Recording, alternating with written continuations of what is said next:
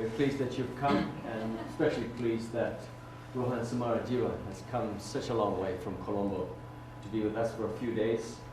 Rohan would fall, I think, under Shakespeare's characterization of being a man of parts, many parts. And you can actually pick the ones that you wish to emphasize, and in some cases, probably others know him much better, even in this room, know him much better than I do. But he appears to us today as in the disguise of policy advisor to the government of Sri Lanka, and in particular the team leader of the public interest programs in the Ministry of Economic Reforms. But of course he remains an active academic. He's actually planning a course that he's going to teach sometime later this year. He works as a consultant, has been working, in fact, in Holland, in Delft, for some time, with Bill Melody and with others, is very active in the ICA, the International Communication Association, and other places where we have seen him for a number of years. So he's always had a very practical outlook. He came to us, to SFU in 1979. Trained as a lawyer, I think. Were you called to the bar? Yes. Well, you called to the bar. But was in fact practicing, but also worked in the Parliament of Sri Lanka as the communication. As an interpreter. As an interpreter. That's right. So in fact, he made his living by communication in a very strict sense of the word, even then. And I remember in about 78, I had just come to SFU and was asked to direct the graduate studies program. And I knew very little about it. It was in its infancy. We didn't have a doctorate then. We have a thing that still exists now called special arrangements. And Dallas cornered me in the junction of the hall, the famous place where we all meet, and said, "Bob, I've got something to tell you." And so I said, "Yes." There he had his pipe and was intently puffing, and said, "Look, there's this interesting Sri Lankan come across my desk. Someone I know who had been my student at Saskatchewan told me he's really excellent. Do you want? I'd like you to look at the file. I think we should take a look here." And, he said, "You know, he doesn't have any social science training." This is Dallas speaking. "But I don't think that matters. Seems very bright. We should take a look. We should take a look." And of course, that was the spirit of the program. The program is, in fact, designed to take a look at people who come in through the side door, to use that metaphor. And that's how we did indeed take a look. Rohan arrived, stayed here 6 years, and gave energy to particularly to the graduate students, gave tremendous energy to creating the caucus and invigorating the caucus and its life, its relationship with the school. And we've not forgotten that. And at the time when I retired from the running the program, I think it was Rohan probably who caused the procurement of a bench on which people who waited to see us, right, that little funny bench, not very funny actually, in the junction. That's probably the origin of that bench. Rohan is going to revisit Dependency Road for us today. And welcome, Rohan.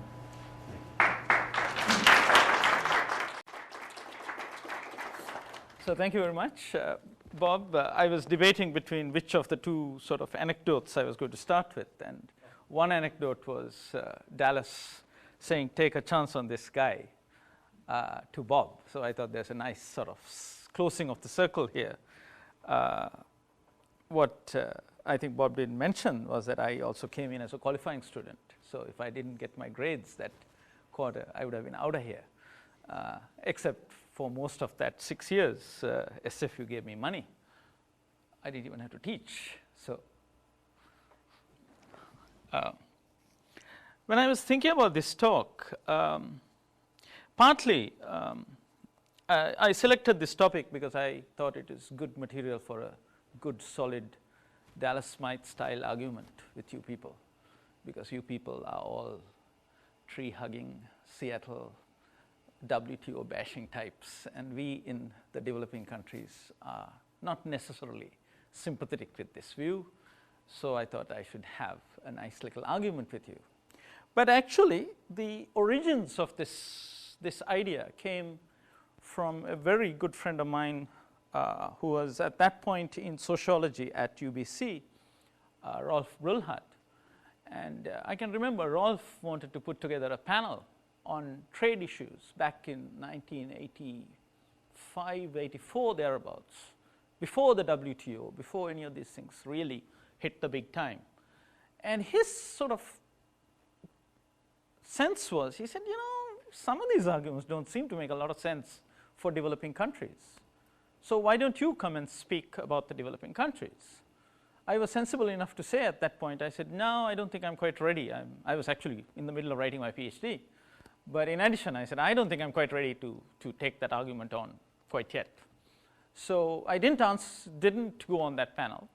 And I found that over time, I suddenly became an expert in trade. And I actually got into trade negotiations. Not just writing about it, but actually participating in it.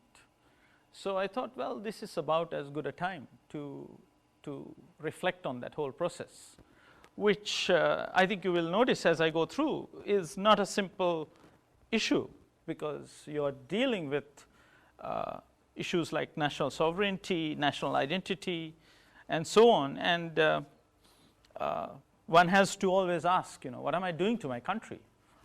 As you sit in these rooms and you negotiate on various points.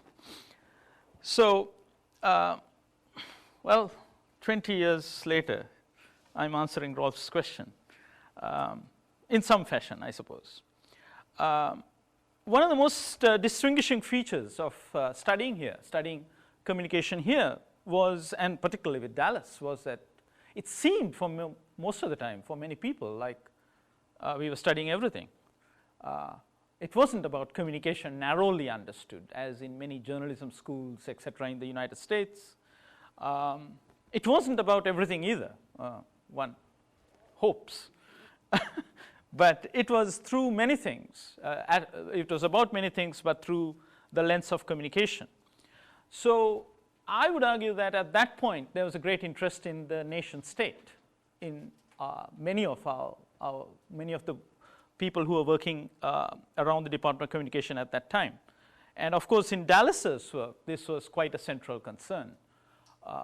His book, which many of us, the book has got many aspects that one could look at. To use old Marxist terms, you could say it had many moments. But one that many of us have emphasized, for example, in conversations with Bill Levant and many others, is the audience commodity. But it is also a huge amount of stuff about the nation state that is in there, about cultural screens, and in particular about the role of Canada in relation to the United States.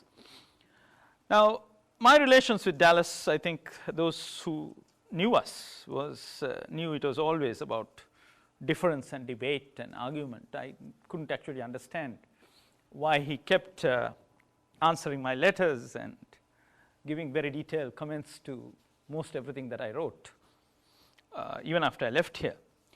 So, keeping with that tradition, I thought that when the Fest came up, which was late 80s, early 90s, that I would find an argument where the differences were quite strong. And I wrote about the Canada-US Free Trade Agreement. And true to form, Dallas didn't reprimand me or become annoyed. He wrote me extensive comments on how what those arguments were and how they could be improved and things of that nature. So basically at that point we were looking at US-Canada economic relations. That's what Dallas was looking at in 1981. And then 1993, I sort of go back to it, but now in the context of a free trade agreement. And what I'm planning to do today is, hey, I don't live in Canada or the United States now. I'm right in the middle of negotiations between two countries that I have to inform you in honor of Bill Levant have never been politically one, that have always been politically separate, and are now in the process, I would say, of very close economic integration. So basically, that's sort of the structure of this this conversation. Let's see, no need to jump that. So just to give you a little bit of context about where we were at that point, I mean, 1979, 1980, when Dallas was writing his book, was finishing his book. I think it came out in 81, I believe. This was a very interesting time when you look back at it, when I thought about it. This was, you know, the energy policy was coming in, and this is most probably what kept Quebec in, gave the government of Canada enough money to bribe Quebec to stay in the Confederation, and most probably will break up the country in the long run, where the Western Canada will go away from the rest of Canada. Foreign investment review agency was in existence in the North American continent. Wow, you could imagine these things. Now, the PQ, the Parti Québécois, had lost the first Quebec referendum. This was the full flowering of nationalism. Americans actually were hiding in the Canadian embassy in Tehran. And when they came out, that was against Islamic Iranian nationalism. And when they came out, they said, well, you know, they were asked how it was like staying with Canadians for so long. They said, oh, they are just like us, except that they eat use the left hand on the fork. That was the only distinguishing feature of Canadian culture that these people could observe after staying in the Canadian embassy for a very long time.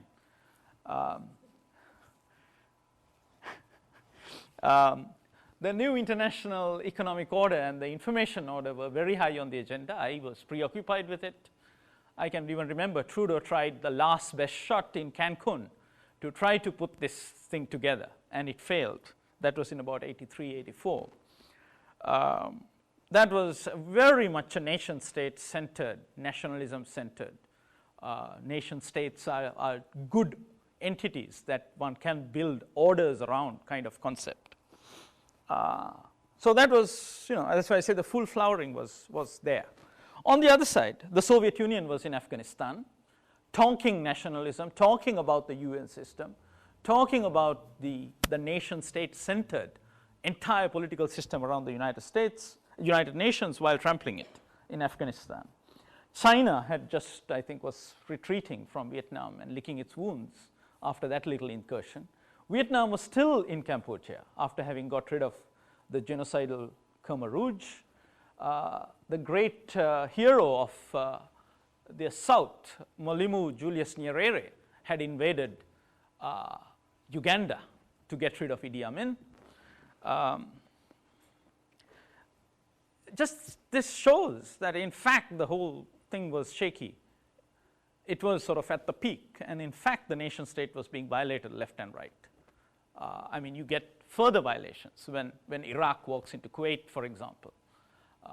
That basic fundamental principle of the United Nations Charter and national sovereignty and so on is violated.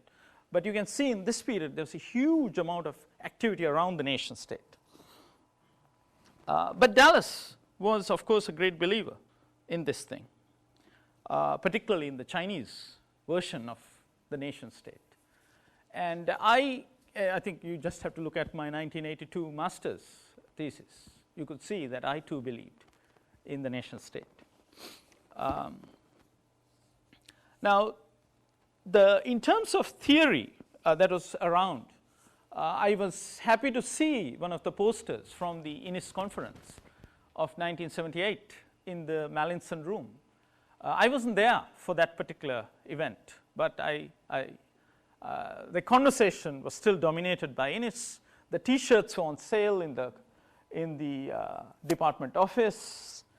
So Innis was really quite a significant part of the conversation in the department. And Benedict Anderson, whose quote I have just put up, was not. The book hadn't come out. We weren't talking about Benedict Anderson at that point.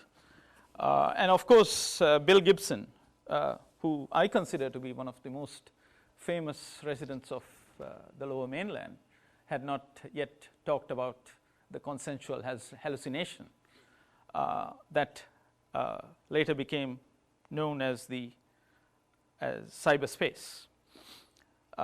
So this is the sort of context within which these conversations began, and what Dallas started talking about, and what I started thinking about at Simon Fraser. Now, this imagined political community, imagined both inherently limited and sovereign, there's some questions, people are raising, particularly recently, have raised some questions about the historical research that he uses to buttress this definition. But still, it is a very much a communication-centered definition of the nation state, and it helps us. At least it helps me when I think about how impoverished refugees from Sri Lanka sitting in Vancouver or Toronto are financing suicide assassination assassins on the other side of the world. Or when I think about Ayman al-Zawahiri, who is supposed to be now one of the, they're just close to getting him. I don't know, I haven't read the papers. Have they got him? Or have they got him and they are going to put him out closer to the election? Whatever. When he talks in that famous first videotape in 1991, when he talks about reclaiming Granada and Andalusia, you can have this incredible sense of the Islamic nation being constructed as including the things that were lost in the Middle Ages pretty much, as including Granada and Andalusia, which is southern Spain. So when you think about that, when you think about sort of the strange things that we are trying to grapple with and understand, I find this definition quite interesting. Of course, the political economy question here is not the imagining per se, but how the imagining gets done. How is it that we get the more or less the same thing being imagined by different people in different spaces and times? How does this hallucination become collective? The answer is media. And then we are in its territory. How is it that Canada came to be? We are talking early in its, the economic history in its. How is it that Canada came to be? The short answer is canoes and waterways, which is how Canada came to be. But the waterways and the canoes just didn't take the voyagers. They took beaver pelts, they took the commodities of trade, they took ideas, which caused things to be imagined in Athabasca, and more or less the same in the Saguenay, and not those same ideas down the Mississippi. So that's sort of the argument for saying this is Canada and that is America. So the necessary condition for a nation state, one would argue, is communication media, including transportation systems. I'll come back to this, because what we are in the middle of today is a complete reconfiguration of the way these transportation and communication systems are being designed. I just read in the papers just 2-3 days ago, I think in one of the Canadian newspapers, that one of the difficulties that CN had, Canadian National had, was the whole idea that it had to now orient itself on a north-south basis, when in fact it had all been going east-west. So even those things are included in this. So that's a necessary condition. And what is a sufficient condition is, of course, people who want to share the same hallucination. And you can blast all the radio programs you want at the Quebecois, but if they don't want to listen, if they want to imagine other things, well, too bad for Canada. Or you can show them all the logos you want, right? And they'll still separate. Now I'll talk about trade disciplines. And when we talk about trade, I use this word disciplines. I mean, this is a term of art that we use in the trade literature. It has a specific meaning in the sense that there's some consequences that flow from being subject to disciplines. So the answer is that in international government organizations, you have disciplines associated with the WTO. You have disciplines associated with the IMF and the World Bank. That is the Bretton Woods triad. You have disciplines associated with them. You don't play ball with IMF. They will not give you that last tranche. They will let your currency go to hell. If you don't play ball with the WTO, they will allow a particular country to raise countervailing duties. You saw the United States backing off on steel. Now the newest thing is, of course, they lost the online gambling case that was launched against them by Antigua and Barbuda. And this little country of less than 100,000 people will start putting countervailing duties on the United States one of these days, because that's what discipline means. So the kinds of places that I've associated with most of my career, the ITU, the UNDP, I have not had the fortune of getting any tear gas in these places because they do not have disciplines, they do not have power. They are toothless dog shops that nobody takes much notice of. The important thing about the Canada-US Free Trade Agreement that attracted my attention was that it was the very first time that disciplines had been brought in to trade in services. Earlier there were disciplines associated with trade in goods, but this was the first time that services were brought into a regime of disciplines. One could argue that services were covered by the US-Israel Free Trade Agreement. That was prior to the Canada Agreement by a few years, but that simply said best efforts will be made to liberalize trade in services, which meant it was like a UNESCO declaration, nothing more than that. It was not subject to disciplines.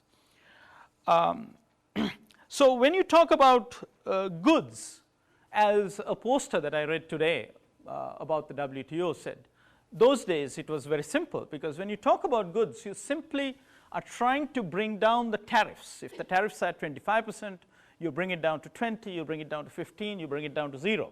But that's what you do in liberalizing goods trade. But once you bring it down to somewhere between 0 and 10, the non-tariff barriers become interesting. That is, the other ways in which you prevent the movement of goods. So as you go into the NTBs or non-tariff barriers area, you begin to see people perceiving all kinds of intrusions into their lives, into the way they govern themselves.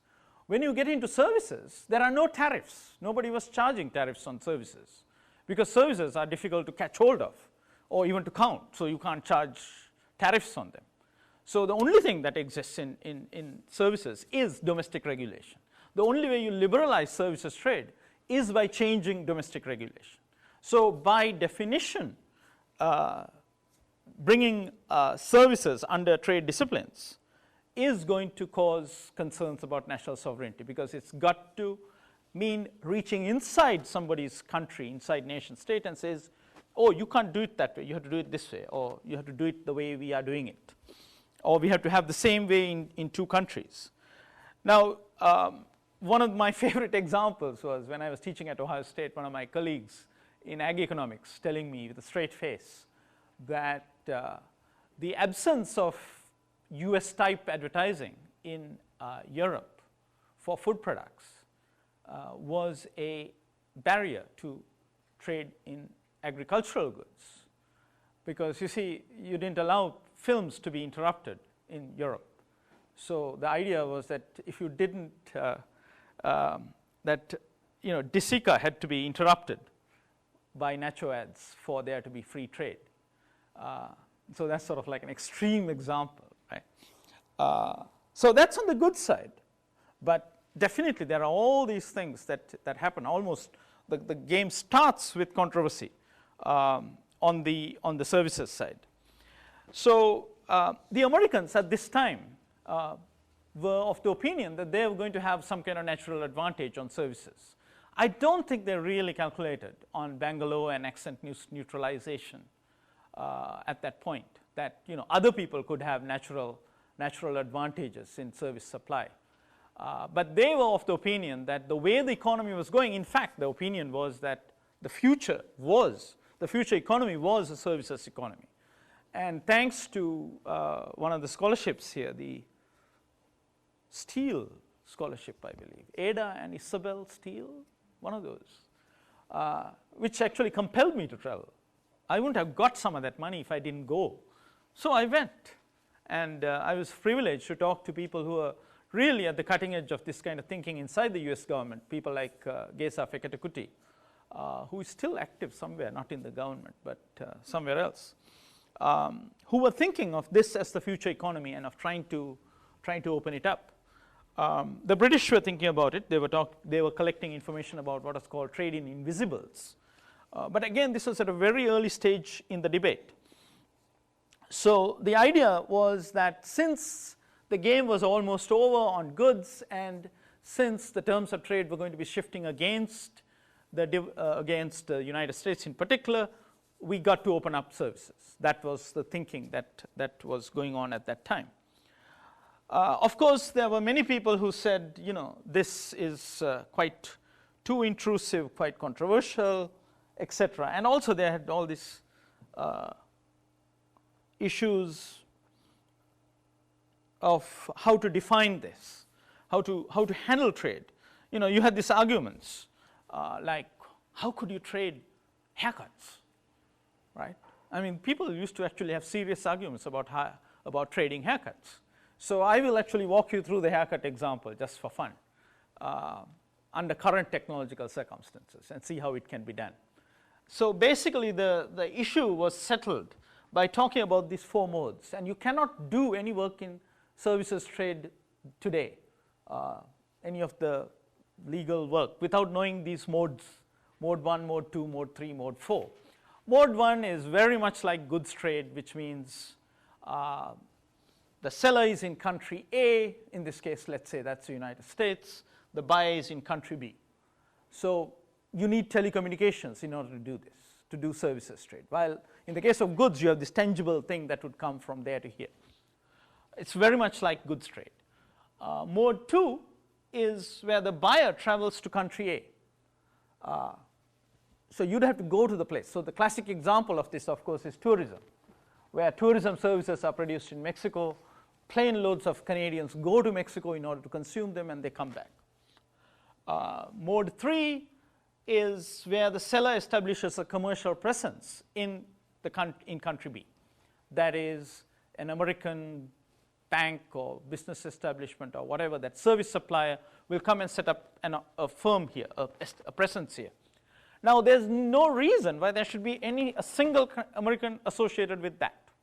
It could be that they employ only Canadians, and it would still come under mode 3. And it's basically a foreign investment issue at that point. Mode 4 is when that's artificial persons. So a lot of people who, when I talk about these things, say, what? Are there unnatural persons?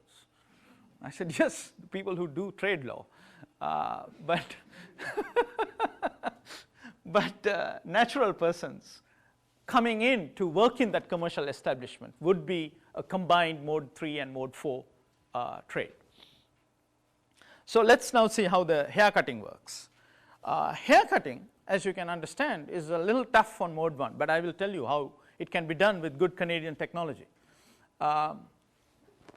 Let's start with easy ones. Mode 2, you get in a bus or you get in a car and you go to Bellingham and get a haircut on the other side of the border. That's mode 2 trade in haircuts. Pure mode 3, where whatever the US haircutting chain would come and set up an establishment here. Pure form employs only Canadians. Mode 3, mode 4 combined form employs Canadians. So all kinds of sort of foreign investment type issues would come in. Are you given additional requirements for establishing this? Are you allowed to repatriate your profits, etc., etc.?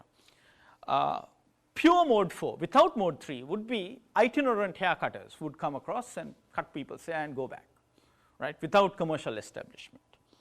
Now, until December, I thought that was it. But I happened to meet a professor from the University of Hamilton by the name of Dr. Mehran Anwari, who is actually using telecommunications to operate on people. I'm not talking about observing, advising, instructing. He's actually cutting flesh in northern Ontario while sitting in Hamilton, right? Telemedicine in the pure form, right? Now, if you can imagine that this doctor is actually cutting up people in faraway places, I mean, he does have a doctor standing nearby, near the patient. But he is doing that. I mean, he's wearing gloves, and he's offered to let me. You can check the guy out on the web. It's quite intriguing. He's offered to give me a full demonstration. He even offered to come to Sri Lanka and do something. Now, if you can imagine that, now I can imagine mode 1 hair cutting for the first time in my life, right? So all these years we said you can't do mode 1 hair cutting, and now with Canadian technology you can, right? So this is what services trade is. What is unusual about this? I mean, this has gone on for years and years. I mean, I had to give a talk to the architects in Sri Lanka about, they were getting all excited. So I said, well, I'll come and talk to you. I won't do anything to you without explaining to you what the hell is going on. So I went and I said, I mean, look at all the world's great buildings. All these have been, more or less, have been built by foreign architects. What's new about this? People have been moving across borders and building and supplying architectural services all over the world. What are you guys getting excited about, right? So the issue is, I mean, services trade across borders has been going on for a long time. Most probably the people in this room have been engaging in services trade across borders longer than you think. I mean, I know Pat and Roger have been supplying English, educational services in China, and we've all done this. I mean, what am I doing now? I'm selling services here. Well, what I'm getting paid is a different question, but I'm right. The issue really is that for these things you need communication, as you can see. First one, absolutely you need communication. So it's without telecommunications, this whole mode 1 thing was not possible. Now with mode 1, for the architects, the whole idea of moving blueprints back and forth, doing the blueprints in India and having the house built in the United States, etc., is feasible now. It wasn't very feasible those days, right? Mode 3 is pretty much, I mean, it really has nothing to do with telecom per se. It's really about foreign investment, but any kind of foreign investment where you want to control that investment, the classic principal agent problem, you need communication to engage in that. And for mode 2, you could say that what you really need is transportation, because you need to ship these people over to the other side, the consumers. But again, you need telecommunications in order to make that possible. And mode 4, when the natural persons come across the border, they need to come in some transportation medium, and you also need telecommunications to make that possible. So almost all the agreements, irrespective of whether telecommunications is covered or not. So for example, for those who are into these gory details, Protocol 4, which covers telecommunication services of the GATS, the General Agreement in Trade in Services, irrespective of that, there are telecommunication obligations that apply to all parties to the GATS. Irrespective of whether telecommunications is in it, the telecommunication services that are necessary for doing other things have to be given on a non-discriminatory basis. So the problem, however, with trade in services is this whole idea of, it's a very difficult, slippery thing to control. I mean, just imagine trying to sort of put a tax on those tourists landing in the charters, coming back from Mexico, say, well, how much fund did you have? And give me 10% of that for the government, right? And they say, oh, we had a miserable time, you should give us money, or something to that effect. So it's very difficult to control this. While goods, if you go back to the history of economics started as political arithmetic, because they were collecting all these numbers at the ports of various things where the kings were collecting customs. And there were these guys who said, got all this data, what do we do with it? And that was sort of one of the ways in which economics developed. So this thing is very difficult to control because it just seeps all over the place. You can't quite control it. Because even without the internet, services used to go in various ways. As I was telling Bob, every time I cross the Canadian border, they try to put various barriers to services trade on me, asking me what I'm going to do in Canada and so on and so forth. They know that I look like a seller of services. Except when I drive with my kids, then they don't ask me questions. When I come by myself, they ask me a lot of questions. And of course, there are many barriers to trade in services, like the restriction on hiring non-Canadians in Canadian universities, which I think has done great harm to Canadian universities. See, I want controversy.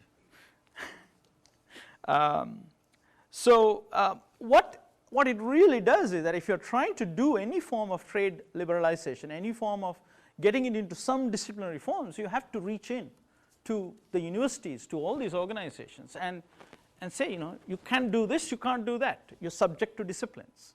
And that really sends shivers up the spines of people who like the nation state.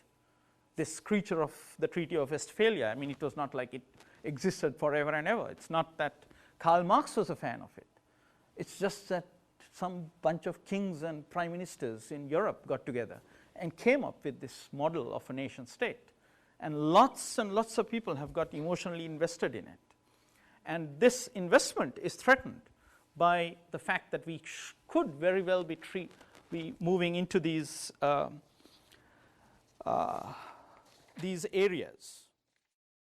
So let's see. Let me go quickly through to what the Sri Lanka-India case is. This is actually a picture of these two countries taken from space. And I was trying very hard to get it on the cover of this report that I am talking about, which is the India-Sri Lanka Comprehensive Economic Partnership Agreement. See, they didn't go with me. They just came with this boring thing. I said, come on, guys, haven't you heard of the Ramayana? The Monkey King comes and throws rocks across the water and jumps across it and all that. There was a bridge there. Not that, I mean, the geological data is completely contradictory to this, but who cares? It's a good story, right? So this is India, and that is Sri Lanka, and there is that little thing. Ships can't pass through, it's so shallow. There is that little thing, which you can see from space, is the connection. So there are many, many, many connections between these two countries. This is one. Buddhism, the religion that defines the culture of the Sinhalese, of whom I am one, came from India, but didn't survive in India. Survived over on this side. Tamil, which is a language of the minority in Sri Lanka, is spoken on both sides, so that's spoke straight. About 240 million people there, and about 2 to 3 million over here. We got independence just because the British, it was a collateral effect. When the Indian independence movement was successful, they said, how can we look after that little island? Okay, let's give them independence. 2, we didn't have to even fight for it. It was sort of given as a byproduct of the Indian independence struggle. The Sri Lanka's Tamil militants, I think we're quite proud of the fact that we were one of the early pioneers of ethnic cleansing and suicide bombing. We introduced these concepts to the world. These people were trained, harbored, supported by the Indian government, including particularly RAW, the Research and Analysis Wing, which is the intelligence arm, and in return for which they killed former Prime Minister Rajiv Gandhi, using suicide bombing, of course, Danu. So this is a very, very deep and complex relationship. I guess you could say that the relationship between the United States and Canada is more deep and more complex, but we all have our claims to deepness and complexity. So we are very important to each other. At least they are important to us. I don't think we are important to them. So India is extremely significant for Sri Lanka. Currently, it's the largest source of foreign direct investment. It's the largest source of imports. It's not very significant in export terms, less than 10%. United States is our biggest export destination. It's the second largest source of tourist arrivals, and the Port of Colombo, where I have the privilege of being in a building where I just sort of see the port all the time. It's the best port, the best office that I've ever had. Even the offices that they gave me here in the classroom complex are bad compared to this one. And we do, I think, 30% of the tonnage of the containers that go through are Sri Lankan. The rest of them are Indian, mostly. So we entered into the first free trade agreement with India in 1998. It was operational in 2000. So Sri Lanka's significance to India is that that's the only free trade agreement they got. They don't like people in the SAARC region. They like us. So half of their investments are in Sri Lanka. And they, for some reason, well, Buddhism actually, they get a lot of tourists from us. And that's been the pattern of trade. The red line is India to Sri Lanka, and the black is Sri Lanka to India. That's with the trade agreement. So that's trade agreement kicks in as it goes up. As the Sri Lankan goes up, that's when the trade agreement kicks in. Prior to that is the anarchic, no rules environment. In 1991, India was almost broke, and they went in for market liberalization. We went in for market liberalization very early, but we really haven't built on it. The only reason our indicators are good are superior to that of India is simply because of the women who are educated and intelligent, and who kept the birth rates down, not anything else. So what we have is a country in very deep crisis. Actually, the talk that I'm giving tomorrow, I suggested to Bob that it's Sri Lanka on the road to, I like road metaphors, you can see, on the road to Somalia or to Singapore. That is for alliteration. Actually, it should be Hong Kong. Those are the two choices we got. Gateway to India, in the way that Hong Kong is gateway to China, or we can implode and become a failed state.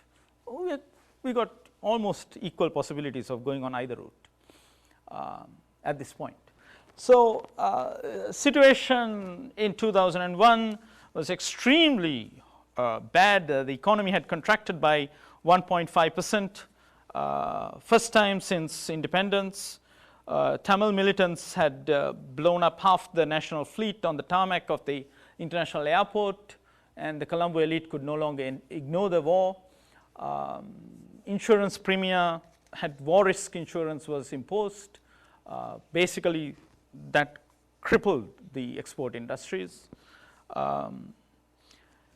Ground war was not going anywhere, and government was split. Prime Minister on one side and the president on another side. Absolute opponents. In France, they kind of make them work, but in Sri Lanka, we can't, which is why we are having another election.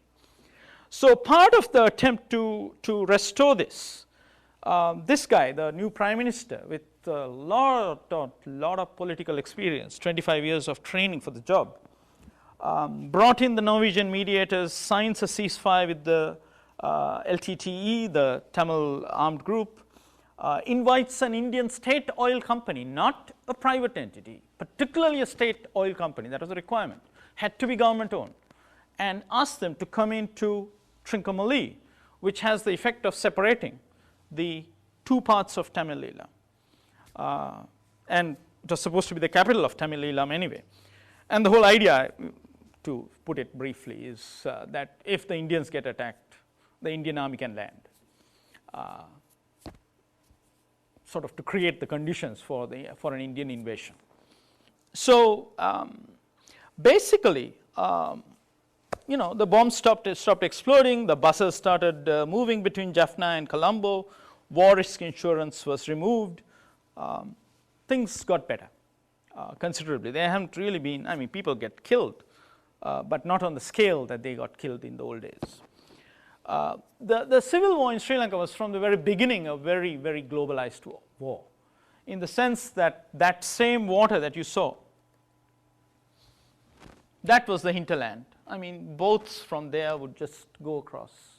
This was the revolutionary hinterland of the Tamil militants, and they would operate out of that place. 2 hours and you're here.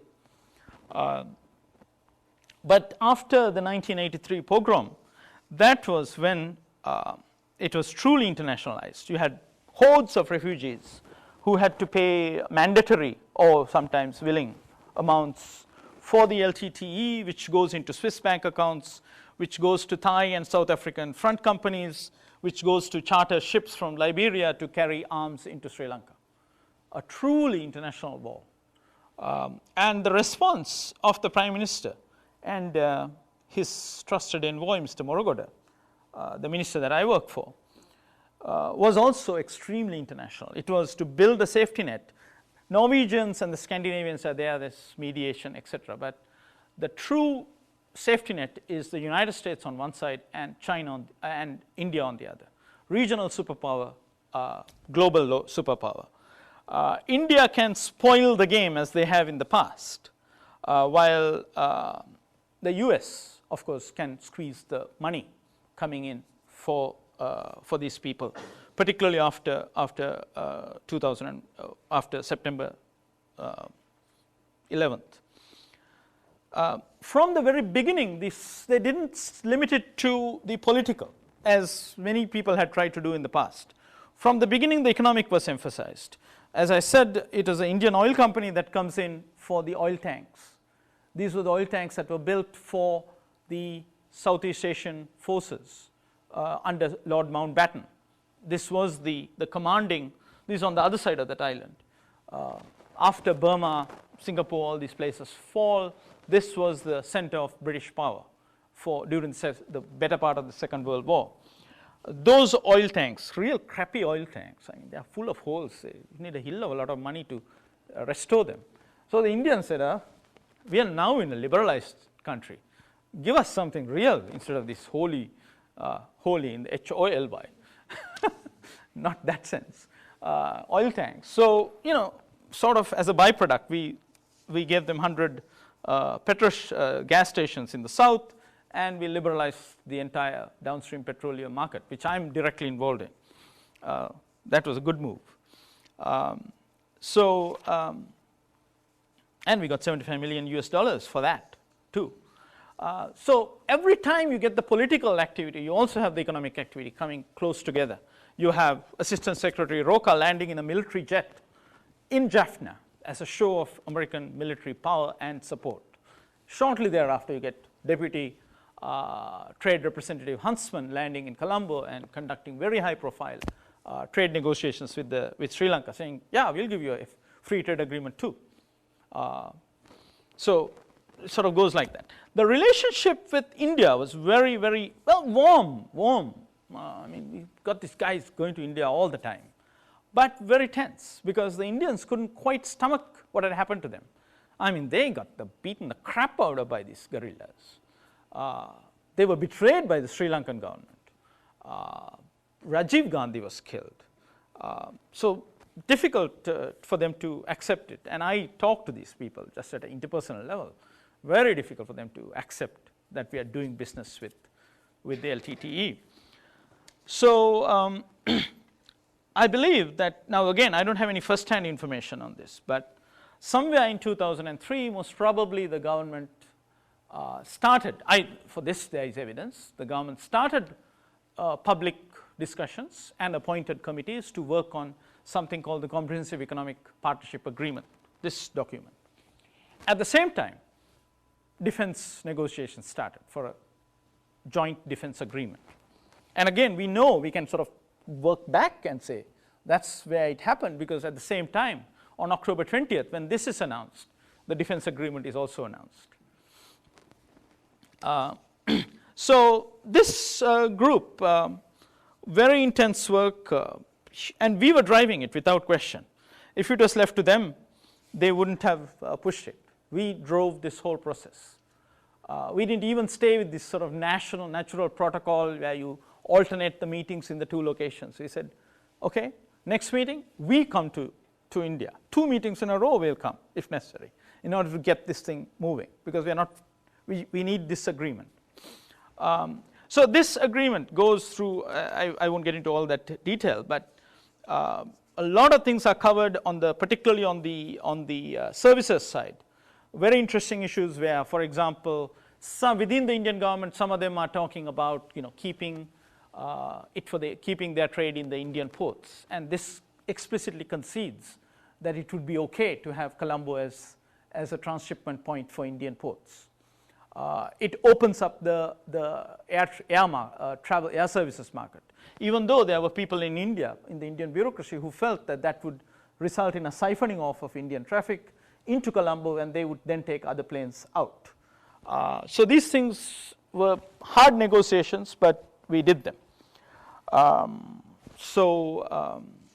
On other things, say for example mode 4, where one could argue maybe the Sri Lanka should have been scared, but we actually went beyond the conventional level of moving people associated with commercial presence. That is not very controversial, but going towards professionals delinked from commercial presence, and I don't think the Indians will actually buy that. They're not that happy about it. But the Sri Lankan president was extremely radical on that, and they said even individuals can move around and engage in services trade. Utility grids being connected together. So instead of a bridge, we are talking about a utility grid that will allow for Indian natural gas to come through, electricity to go back and forth, etc. So it's a very, very liberal document. Now, as I said, we were pushing it without question. This was done because the Sri Lankans wanted it. And it's interesting that we go back and look at the Canada-US agreement, and the evidence is quite clear. I spent one freezing January parked in Ottawa reading all kinds of documents leading up to this. Canada drove that, and the opening of the, broadening it to include Mexico, Salinas drove that, not the United States. It goes against the conventional wisdom of this big, powerful country ramming free trade down other people's throats. I have some basic sort of conclusions on that. I don't think I have the time to get into great detail. This is John H. Jackson, one of the leading trade law theorists, and he basically makes this argument that where you don't have any agreement, no agreement whatsoever, that's the no rules environment prior to trade agreements, and he calls it a power-oriented regime because that allows for the great exertion of explicit power by the powerful entity. So what he says is that that is inferior to, from a fairness, etc., standards, to even a rule-based regime agreed to by unequal parties. And of course, that is inferior to a rule-based regime agreed to by equal parties or equally knowledgeable or competent parties. So just to give you a very quick run at this, this is an example that I've used in many places. Just imagine a situation where there's a schoolyard bully, because the schoolyard is a state of anarchy where there are no rules. And this bully every day randomly attacks 1 or 5 children and takes their lunch. So there are many responses that these children can have against the bully, but one response is for the 5 of them to get together and say, okay, you beat us up and take our lunch, and we starve, and so on and so forth. Why don't we come up with a deal? I'll give you on Monday, I'll give you on Tuesday. Very unfair arrangement. But now you have rules. And if the rules are broken, you are subject to disciplines, not only by the bully, but even by the other people, right? So that's the regime. And the bully cannot take sort of lunches of 2 people on one day. You could say this is very unfair, but it is superior to the condition of anarchy that prevailed before. Now, of course, we have to agree that it would be much better to have a situation where nobody has to donate their lunch. But that is the kind of argument that Jackson brings up. So the basic argument is that the Canadians were kind of tired of dealing with all the lumber disputes, for example, and they said, okay, give us some framework within which to work. Not that it works all the time, because you have so many exceptions, so many interpretations, and everybody plays games with these rules. But the basic idea, I mean, at least there's an explanation as to why these weak countries, Sri Lanka in relation to India, Canada in relation to the United States, etc., get into these kinds of arrangements. Now, one additional thing is that while the Canada-US agreement was a classic battle in Canadian politics, a defining battle that the Mulroney administration won by, some minuscule percentage vote in that election in 1988, I think. In Sri Lanka, there's absolutely no dispute on this. All sides are either quiet or supportive of the free trade agreement, because everybody thinks, the only party that might be unhappy about it might be the LTTE. Everybody else thinks that this is the way to keep the LTTE under control. So there's a huge amount of support for this thing. Of course, when you get down into it, and then some industrialists will come and want to have my head, but that's a particular phenomenon. But politically, there's no opposition to this. Now, in terms of communication, of course, the port is going to get reinforced. The airport is going to get reinforced. Already these things are happening. Without the treaties being signed, the Indian private planes have landed in Colombo. Capacity between the two countries has gone up by 100%. And I think we basically made the start on making it a air services hub. On the telecommunications side, we have given a license to VSNL Lanka, that is the Indian big international telecom operator. And I personally beat up on the incumbent to get them the necessary facilities to operate, and they are providing the connectivity for the business process outsourcing operations that are now coming into Sri Lanka. Well, the first one, not that they'll get everything, but all that is going well. However, you can see that India's international submarine capacity has been exploding given what's going on the IT side. And without question, there's no way that the Indian traffic will come to Sri Lanka and go out. Sri Lankan traffic will have to go to India. It doesn't make any economic sense with that kind of capacity explosion, going from something like 21 to about 550 gigabytes per second on undersea capacity. This is going to be an extraordinarily competitive market. So the Sri Lankans, the only thing that they wanted to protect really in this whole negotiation was agriculture, not culture. Canadians, when they went into the negotiation with NAFTA, they wanted to protect culture. That was their absolute protectable item. The Mexicans wanted to protect Petromex, the oil exploring monopoly that fed the ruling party, sort of like your crown corporations, getting fed by various entities. And the Americans, of course, wanted to prevent the Mexicans from coming into the United States. So those were their three absolute no-go negotiations. In our case, it's agriculture. We got a very inefficient agricultural industry, and we wanted to protect it. So we didn't care one bit about culture, and we sort of gave away the store on culture. One of the reasons, of course, is that we don't have the kind of problem that Canada has, which is, if you go back to Dallas's terms, the cultural screens. The Quebecois have a natural cultural screen, and they don't care much about this excitement. Sri Lanka, the Sinhalese have a natural cultural screen. Our language is not spoken anywhere else.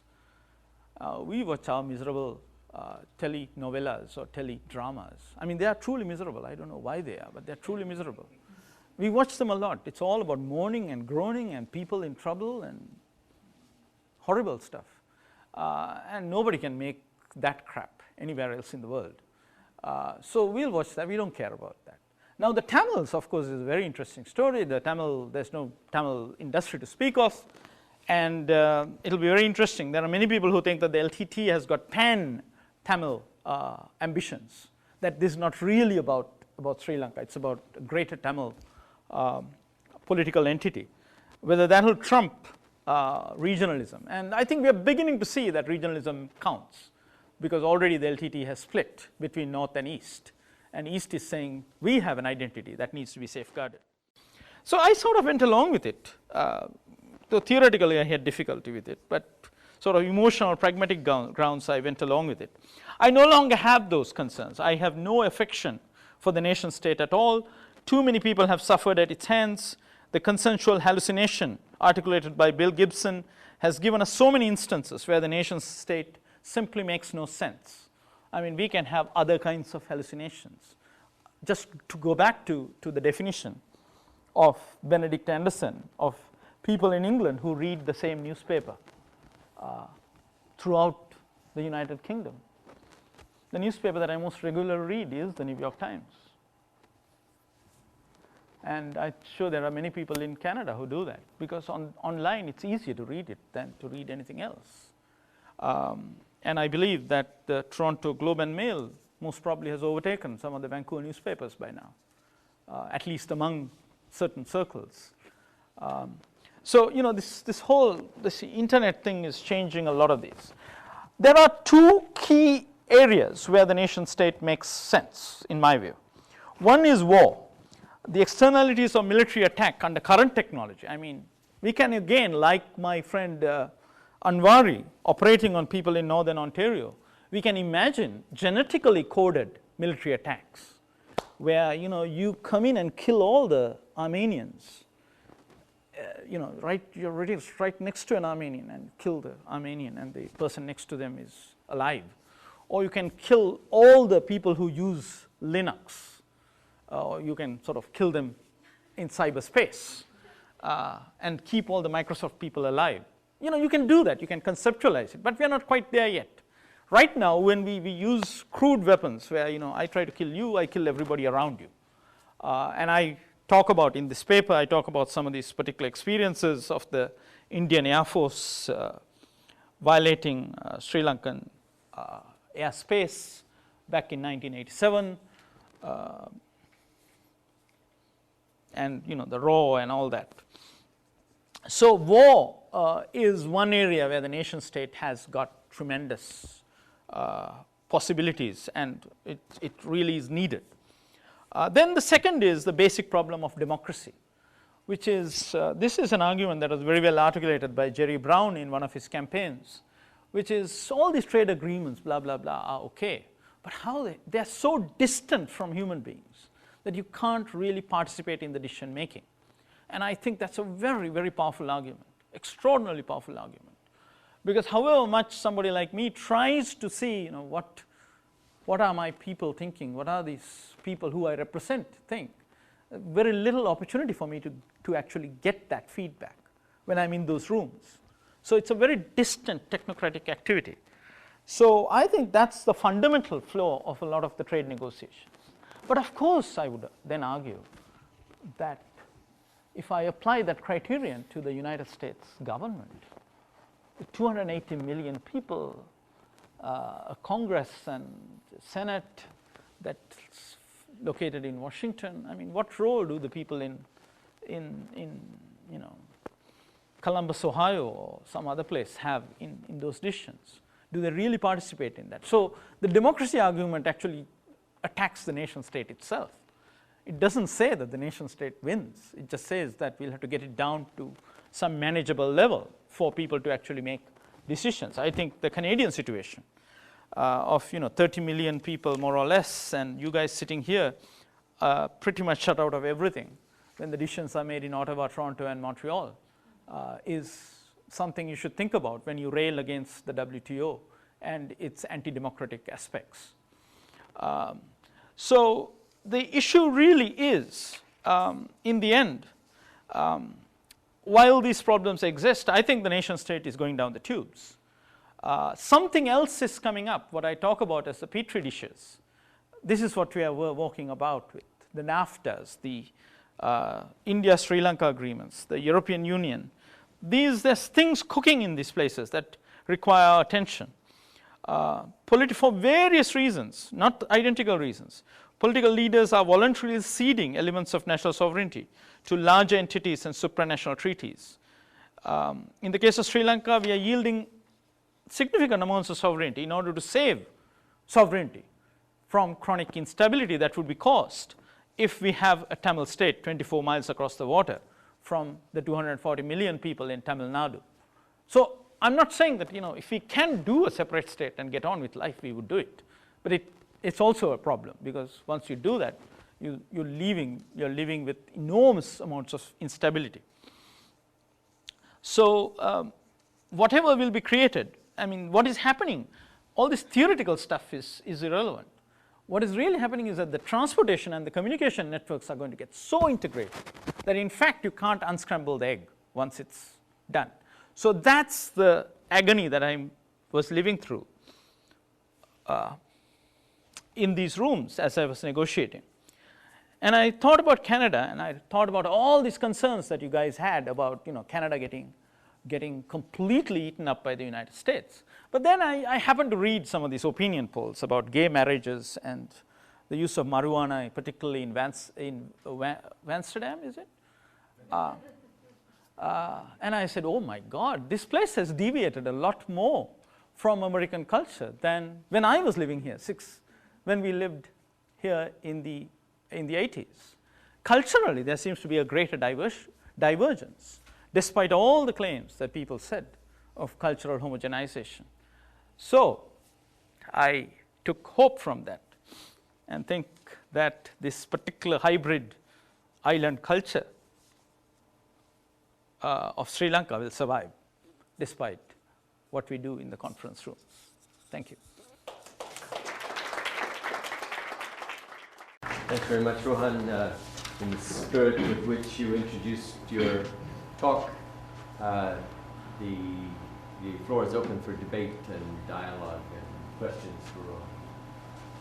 I'm just also mindful that there'll be a reception later. You'll be able to talk to him informally. He's a most intimidating guy from here, but up close he's a pussycat. So, any comments? Bill Event. Yeah, Rohan, I think the weakness in your treatment of the nation state is you're considering it really, really very, very abstractly. It's even the first slide showed. It's an ideological idea.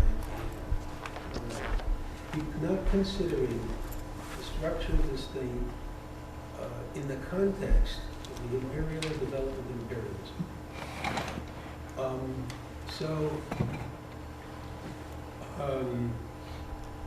So it seems to be a mystery. It seems to be a mystery in your analytical presentation as to what the functions of the state should be. As in your last slide, well, there's a war function and so forth and so on. But these are abstracted from history and they're abstracted from imperialism. The result is that the basic take, qualifying the basic take is that really nation states are disappearing. But there are at least some kinds of things that they can sort of still do, all right? Which is amount to say, just like Negri and a whole bunch of writers have said, imperialism is dead. There are no centers in the world, there are no peripheries in the world, you see. What is to me, funny in a way, is the day-to-day work that you do, the kind of fights that you're engaged in, are full of, in fact, those kinds of problems in the micro. And yet your account of the state, the different models like Mr. Jackson, or who the hell he was up there, right, are pure game theory. That's really what they are. And so, put it this way, I think your fight is admirable, but your model is basically it's a game theory. It's a neoliberal mindset, even though you attempt in practice day to day to fight against that. One of the best sayings that I like from Dallas, which I always remember, he used to say, "You're neutral, hey? Who are you neutral against?" All right? That's completely disappeared from your model. It's not generated from your model at all. even though in your particular fights, you recognize something about where power is contended with. Who gave you the order? You mentioned, I didn't get it. When you should design the communication systems and stuff like that, to make sure that the companies can get in there and out and so forth and so on. You know, I forgot at some point in the talk. Your practice is better than your theory, which I think is very, very weak. That's the beginning of the problem. So imperialism, what does imperialism explain among two former colonies of Great Britain, which had actually extremely weak communication links in the past? Because, as you know, imperialist theory says that the center is connected to the peripheries and the peripheries are not connected to each other. So we didn't have very good communications between the two countries. In fact, we get offloaded from Indian planes all the time because there aren't enough planes going through. The ferry service stopped running long years ago. There are no ships to take people across there. So I think one of the reasons I took these two countries is because there is no history of imperialism. These are two countries that just happen to be in geographical proximity. I'm not sure that your imperialism thesis actually informs a lot, even where there have been imperialist relations. Imperialism is one of these terms that explains everything and nothing. But in particular, when you come to two colonies, two former colonies, I don't think it's a very important factor. I mean, we had a president who tried to physically move Sri Lanka into Southeast Asia, going against this proximity argument, and now we are embracing proximity completely, and we're saying, okay, that's integrated. The point I'm trying to make is the very concrete nature of the transportation and communication links that are affected by this services issue. You can look at services in terms of all these little industrialists running around and saying, oh my God, my bread and butter is going to be affected. But what they don't understand is that what services agreements do is that they open up the transportation and communication linkages in a way that is not otherwise done. Once that is done, the whole economic relations are reconfigured. These numbers that I gave you about India being a great trading partner, etc., if I gave you those figures for 5 years ago, different. Actively, we have been trying to suck India into trade. But Rohan, theoretically, what's new? The Romans built roads all over Western Europe. They were good. They're still there, a bunch of them, as you know. So that gave you an empire. In other words, the state function is always the fundamental function is to create the conditions under which the form of extraction of value occurs. So that theory bill, you see, you set that argument right from the beginning. The Romans built the roads to support their empire. The Sri Lankans are beating up on the Indians to build the roads. The little tiny country that wants to be taken over, more or less. I mean, there's something different going on here. It's not the Romans building the roads. Your thesis, this whole left-wing thesis, is about the centers of power for the purposes of accumulation of capital extending their claws into the rest of the world. What is going on is the rest of the world is extending their claws into the centers. That is what is unusual about this story. The weaker party is asking for the rules. The weaker party is opening up the communication, transportation links. It's against the conventional wisdom of your story. That's the American protective model. That's exactly what happened with Saudi Arabia, for example, right? You got enemies, Mr. Saud, and stuff like that, and we'll protect you, and we'll build the infrastructure, and blah, blah, blah, blah, the whole thing like that. In other words, the description that... So you're still the actor is America. It's a protection. I'm saying the actor is not India. India can care less. I mean, India can walk away from Sri Lanka anytime. Sri Lanka is saying, hey, we're here. Come and build some roads here. Yeah, of course, yes, of course. Because you're collaborating. So when I talk to Bill, I know this will go on for 2 days. Yes, same Marxist but position. I'm just reposing his question in a different way. Oh, that's better.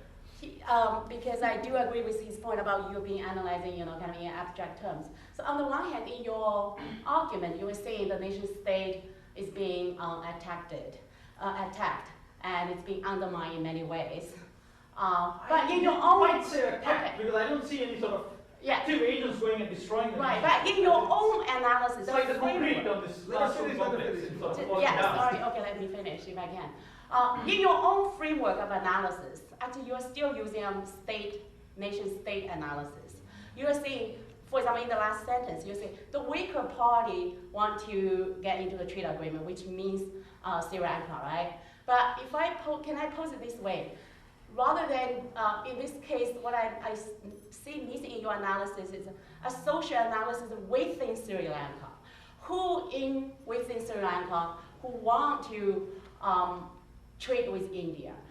Can we say that, okay, in this case, the Sri Lanka elite, and the India elite, and the Chinese elite, and the United States elite all realize that through this kind of trade agreement, they will be able to perpetuate, their own unequal power relationships within their own country. So what about the weaker parties within Sri Lanka? You talk about, early on, all the political parties in Sri Lanka agree with this treatment. But can I say all those political parties maybe were just from the narrow elite representing their own narrow interest? And how do you account, okay, there's the social unrest. The state is being challenged violently by the social forces within Sri Lanka. So what I'm saying is, what about this transnational class interest, if I will, and how does that come into your framework? Because when you say, okay, in this case, the weaker want to, you're talking about Sri Lanka as a weaker state vis-a-vis India. So your own framework of analysis is still the nation state. And what I'm looking for is some concreteness within this Sri Lanka state and across the national border. So in a way, I think my question... Yeah, I understand your question. This is one of these no-win questions, because if I tell you that one political party is trying to do this, you will say, okay, there's somebody else opposing it. Then I tell you, the other political party actually put the first step, that is, signed the FTA, the first goods FTA, and is currently not opposing it. That's the main opposition. Then you say, well, there are other interests. So I say, okay, none of those interests are opposing. And again, I directly contrasted with the Canadian case. In the Canadian case, the progressive conservatives under Mulroney wanted the agreement. The liberals yelled and screamed blue murder. The NDP was against it. The civil society groups, there was some lady in Alberta who was going ballistic. Maud, somebody, Barlow, right? All these people, there's a huge, okay. So we say then, since we don't have any of those elements in the Sri Lankan case, then we say all the Sri Lankan political parties and all the Sri Lankan civil society organizations are unrepresentative. Because this is some kind of strange, dysfunctional democratic society. They change their governance every so often, but somehow they're impaired. And they do not really express the will of the people. The powerless are disenfranchised, despite the fact that mad people, that they are about 85 or 90% of the eligible voters will vote in every election. And they will change governments every 2-3 years, actually. So then we rule that out. So now we have an unprovable situation.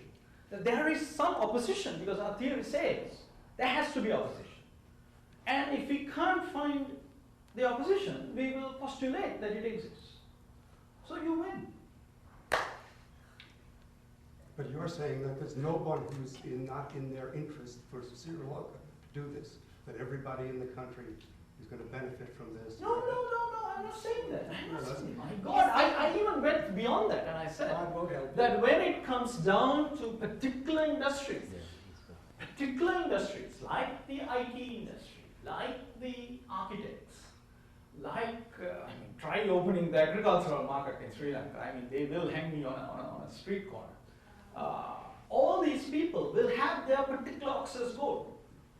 But the overall principle of closer economic integration with India, for which people remember, again, there's a whole lot of history. In fact, I didn't bore you with all the history, but in fact, this whole anti-Indian thing, we have gone through it and we've done. Many people took up arms back in 1987 when the Indians first intervened.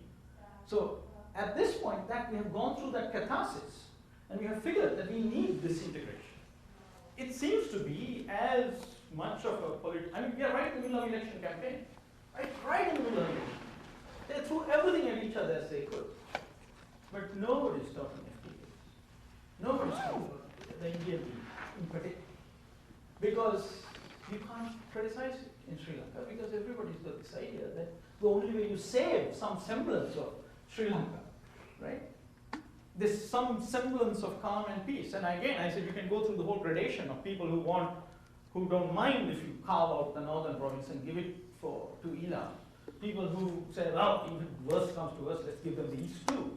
Or people who want to kill all the Tamils or kill all the militants. All these people, they have this sort of basic understanding that you don't have to deal with India. US, anything else is different. This is a very unique case where, in fact, through history, I was accused of being ahistorical. Through history, it's that this society has sort of come to this understanding that our only salvation is embeddedness with India. And for me, particularly as somebody who's not lived through all those phases of that process, it was quite a shock, quite surprising for me.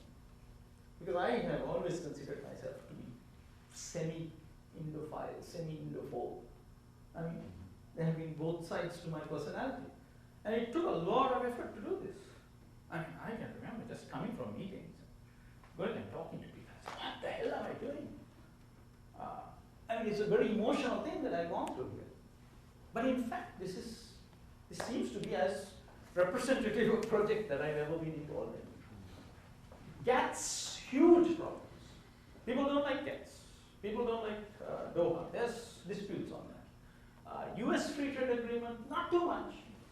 But the Indian one is a different story. But again, I didn't even predict. I said, it could reappear down the road.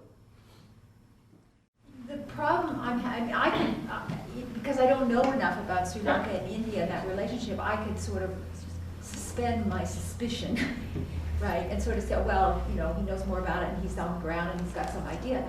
But any kind of suggestion that this is a model for us in terms of a relationship with the United States and somewhere else. No, I'm not saying that. Because I'm not there's saying you anything about your country. All I'm saying is that even after you went through that whole agonizing experience, I don't see anybody in Canada now trying to roll back the NAFTA. Well, I think you're... Are you rolling back? Is anybody taking active steps to roll it back? There's all kinds of people who are very alarmed about the No, you can be alarmed, but I'm asking about active measures to roll it back. There's an elite consensus on it, that's why. So we go back to this thesis. Which is That, elections are never fought on the real issues. Elections are fought on strange issues. So you should, do something about the democratic system. I don't know. I mean, I work with this sort of malfunctioning, dysfunctional democratic system, what we've got. I don't even consider Sri Lanka democracy. I don't consider Canada democracy. But that's what we've got. Better than people sitting upon Burnaby Hill and thinking that they know all the answers. Rohan, can we go mentally back to your slide where you talked about the no rules situation? And it had two axioms in it. One was the creation of agreements among unequal parties. That is the 5 lunch boxes taken on a Monday, Tuesday, Wednesday sequence, and the bully gets lunch each week. Then the second axiom was about reaching agreements between equal parties. Yeah. What do equal parties look like, and how do you get there? Part of the thesis here, I mean, there's a whole lot of stuff in the paper that I skipped over. Part of it is that basically bilateral agreements are power-oriented, because you can't theoretically have 2 equal parties. There will always be inequalities. So the thesis then goes that you go plurilateral. Small number of parties is better than bilateral, and that multilateral is actually superior to both. Because at that point, the power orientation can be neutralized greatly by the fact of things like the most favored nation, non-discrimination principles, etc. You do it with one, it's automatically extended to everybody else. So in addition to the normal arguments that come from economic theory, which is about transaction costs being minimized. What this does is that it not only talks about transaction costs, but it also talks about the multilateral negotiating setting is less power laden and neutralizes the power of the larger entities. You can see that almost in Europe, in European Union negotiations, where the small countries will gang up on France and Germany and you can see that happening all the time. It happens in the SAARC countries, not that we take any decisions ever, but it happens. I mean, I've been in meetings where, I sort of wink at the Nepalese and the Maldivians and Bangladeshis, and we sort of gang up on India whenever we feel like it. So, there is that element of the negotiating process that Jackson talks about as well. So, of course, you don't get, very clearly, one of the ugliest things that I have discovered, which I think Dallas would have great sympathy with, and in particular Bill Melody, is how totally unprepared these countries are for negotiations. The failure of the bureaucracies, the failure of the states is so incredible, particularly in terms of how they go into negotiations. They don't know what the hell they're doing. That is a serious problem. That is where I say that that third condition of sort of knowledgeable, power, equal parties doesn't exist, because these people, Indians sort of, they're okay. But even they have serious weaknesses in their negotiating capacity. You can see there's one classic example. The early part of the Indian negotiation on the GATS was based almost entirely on a Mode 4 drive. That is, they said, we have done body shopping, and we have sent these IT engineers into the United States. They have been taxed, they have been subject to visa formalities, etc., etc. We are training these enormous numbers of nurses that we are going to ship out into these countries. We are going to beat the Westerners over the head and the Japanese over the head on Mode 4 disciplines. That was their primary, not that they told us, you could see it from the texts that they were generating. They were going to get freedom for service suppliers to move from country to country. For some reason, which I am still trying to find out, when it came to making the actual offers, the Indians sort of split. They moved in great disarray. They dropped Mode 4. And now the Indians are sort of flailing around without that. They've changed strategies midstream. They were going for Mode 4, and you could say they were going for Mode 4 for either to actually get access for the nurses, the healthcare workers, the geriatric services people, and the IT people that they were training. This was very detailed, like saying, you will not take social security payments from these people. That level of detail they had gone into. You will not take social security payments because since they go back, they will not benefit from social security. That is a barrier to trade. They went to that level. And then you could say they were either trying to open the market for these people, or they were going to use it to beat them on something else and get concessions on something else. But suddenly at the offer stage, the Indians flip, which suggests that either they're incompetent or whatever. So they now are flailing around without a strategy. Seem to be just driving on agriculture or something like that. At least that Mode 4 strategy on the services side is gone, which suggests incompetence. I distinctly remember Dallas saying when you were a student, probably around 1980 or 81, that in his view, he should be traveling, or Melody should be traveling to countries where such training for negotiations was needed, or that the school, the department, should be functioning in part as a place where people came to learn these things. But then you get into this whole question of, do people really want in this dysfunctional government structures? Do people really want to negotiate well? That's where your nation state collapses. The nation state sort of wants to do things. Some of these guys don't want to do it. Otherwise, how do I get into these things? I'm not even in the government, and I'm doing all the work. Yeah. It's interesting to understand Indian style democracy and how it's such a very different culture, and in India being a colony, and then the Indian, A form for it. a form, yeah, India, yeah, being created, its modern conception being created from a colony. So, yeah, who's working in the government and where they come from, the cultural, what culture they bring to the institution. Government is very different from the culture of people born and raised here and become leaders here.